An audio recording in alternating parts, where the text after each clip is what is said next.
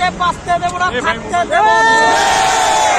আমরা একটা স্পষ্টভাবে একটা কথা আপনাদের মাঝে মেসেজ দিয়ে জানাতে চাই, আমাদের এই ভাই আমাদের একটা প্রতীক ছিল, আমাদের ভাই আমাদের সবার একটা শক্তি ছিল।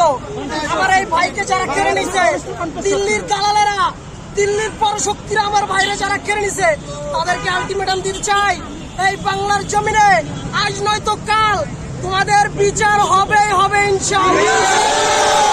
ধন্যবাদ সবাইকে, আসসালামু আলাইকুম। হাদি ভাইয়ের একটা ইচ্ছা সে বলে গেছে যে আমার বিচার যেন সুস্থ হয়,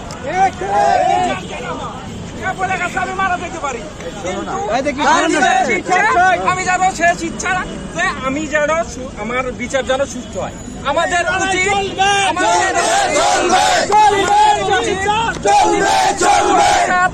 দাবি, আমাদের দাবি হাদি ভাইয়ের সুষ্ঠু বিচার না হওয়া পর্যন্ত আমরা রাজপথে থাকবো। হাদি ভাইয়ের শেষ ইচ্ছা আমরা পূরণ করেই ছাড়বো। বাংলার জমিনে কখনো ফ্যাসিবাদের জন্মগ্রহণ হবে না। জীবন দিছে হাদি ভাইয়ের মতো এত মানে যে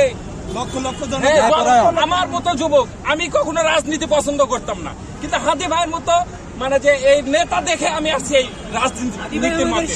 সে আমাদের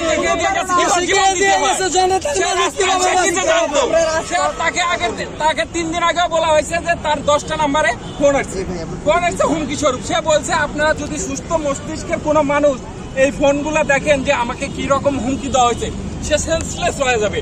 তারপরও এই প্রশাসন তাকে কোনো গুরুত্ব দেয়।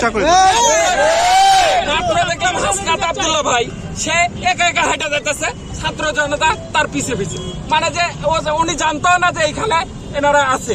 ওনাকে যদি কেউ এখন অ্যাটাক করে কে দেখবে তাকে?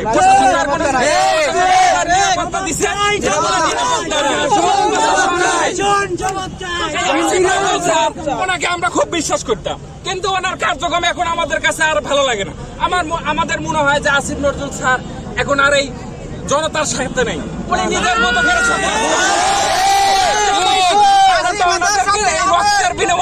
আমরা রক্তের বিনিময়ে ওনাকে এখানে বসাইছি। উনি নিজে এগুলা কাজ করাইতেছে, উনি নিজে জানতো এই যে খুনিদের হলো ধরা হলো।